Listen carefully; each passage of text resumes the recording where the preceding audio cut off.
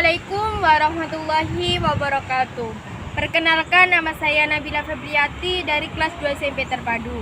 Di sini saya akan mempresentasikan lesson 3 tentang bagaimana kehidupan masyarakat Indonesia pada saat penjajahan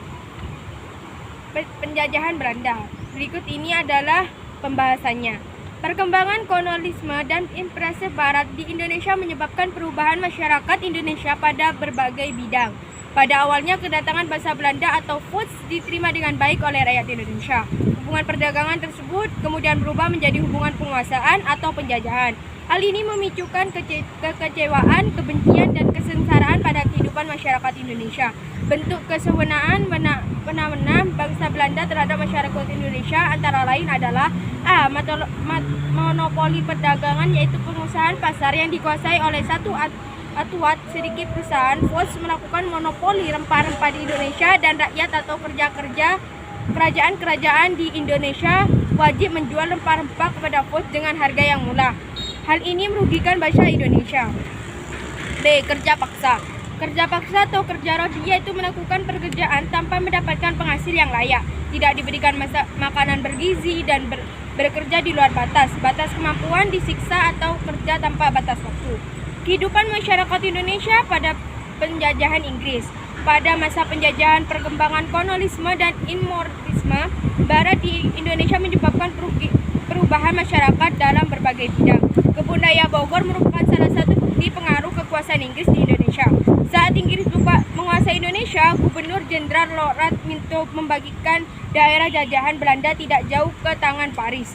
Salah satu kebijakan terkenal pada masa revolusi adalah sistem sewa tanah. Sistem sewa tersebut memiliki ketentuan antara lain sebagai berikut. A. Petani harus menyewakan tanah meskipun dia adalah pemilik tanah tersebut. B. Hanya harga sewa tanah tergantung kepada kondisi tanah.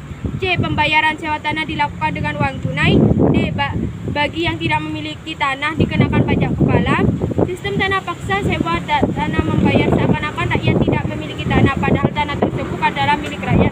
Hasil sewa tanah juga tidak seluruhnya untuk kemakmuran rakyat. Hasil sewa tanah tersebut menghasilkan besar digunakan untuk kepentingan penjajah. Kehidupan masyarakat Indonesia pada saat penjajahan Jepang. Jepang melakukan rutinin anggota Rosmus dengan tujuan mencari bantuan tenaga yang lebih besar untuk membantu perang yang melancarkan aktivitas Jepang. Anggota-anggota Romusa dikerahkan oleh Jepang membangun jalan, kebun, pertanian, kereta api, jembatan, dan sebagainya. Mereka terpaksa melakukan kerja rodi karena takut kepada Jepang. Pada saat mereka bekerja di Mosul, makanan mereka tidak terjamin, kesehatan sangat minim. Sementara pekerjaan yang berat, ribuan rakyat Indonesia meninggal akibat Romusa. Dengan hasil Romusa yang sangat menyedihkan, banyak pemuda Indonesia menanggung ke kampungannya. Bagi besar desa hanya didiamkan oleh kaum perempuan, orang tua, dan anak-anak. Penjajahan Jepang sangat menyelenggarakan wanita-wanita untuk menjadi Jongfu Lampu. Wanita dipaksa Jepang untuk menjadi wanita penghibur. Jepang dibagi pos medan pertempuran, banyak gadis-gadis desa diambil paksa tentara Jepang untuk menjadikan Jongfu Lampu. Jepang tidak hanya mengurus tenaga rakyat Indonesia, Jepang mengambil alih seluruh aset ekonomi Belanda dan mengawasi secara langsung seluruh usahanya. Pada masa panen, rakyat wajib melakukan skor padi semediaan upah, sehingga mereka hanya membawa pulang padi sekitar 20% dari hasil panen dilakukan. Kondisi ini mengakibatkan musibah kelaparan dan penyakit musuh lapar di Indonesia. Oke, cukup sekian presentasi dari saya. Kurang lebihnya mohon maaf. Jangan lupa like, komen, dan subscribe. Wassalamualaikum warahmatullahi wabarakatuh.